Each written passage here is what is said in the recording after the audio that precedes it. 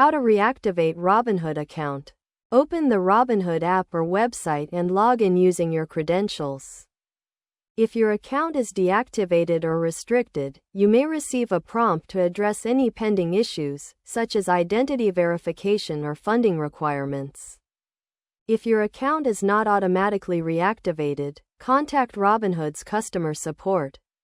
You can do this by navigating to the Help Center in the app, submitting a request, or using their chat feature. Robinhood may ask you to submit updated personal or financial information. After completing all necessary steps, you should receive an email confirming the reactivation of your account. If your account was deactivated due to inactivity or other specific reasons, Robinhood may require additional steps, so be sure to follow any instructions you receive from support. Thanks for watching.